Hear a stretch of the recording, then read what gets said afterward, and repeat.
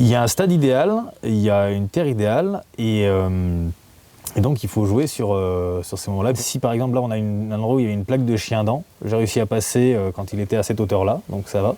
Il y a de la pluie, on a d'autres chantiers à faire et on repasse à cette hauteur-là. Et là on arrache la moitié des oignons avec, on glisse dessus.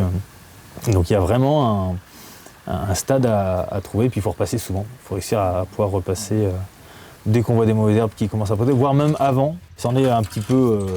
on se demande pourquoi on passe, parce que des fois les herbes ne sont pas sorties et pourtant c'est quand même c'est très efficace de le faire aussi à ce moment-là. Il y a un stade où le peu de mauvaises herbes qu'il y a ne porte pas non plus préjudice vraiment à la plante qui est en place. On ne désherbe pas systématiquement. Il y a un moment, par exemple, aussi, pareil, à partir du mois de fin juillet, début août, les herbes, souvent, elles repoussent. Comme on a désherbé déjà au printemps, il y en a beaucoup moins. Donc, en fait, ce qui repousse, on ne passe pas systématiquement pour que ce soit absolument nickel.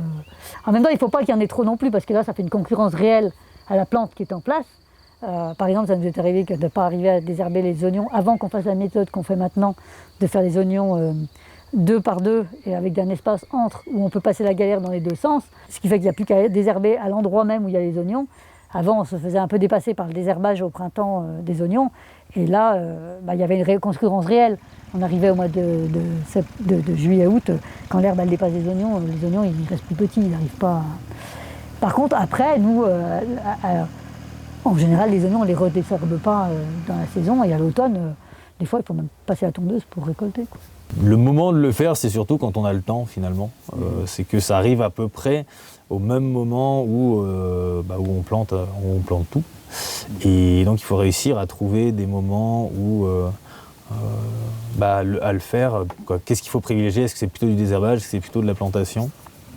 Ce sont de vastes débats que nous avons chacun défendant son Didier préférant planter et chacun moins préférant désherber. Après, je crois que c'est plutôt pas mal aussi au niveau de la terre, ça aère la terre. Des fois, les plantes aiment bien. Ça peut casser, par exemple, quand on plante avec la terre est argileuse, quand on plante sur quelque chose, quand la terre est assez humide, elle va sécher, être très dure. Et donc, passer la galère permet de casser les mottes qui sont en surface au moins.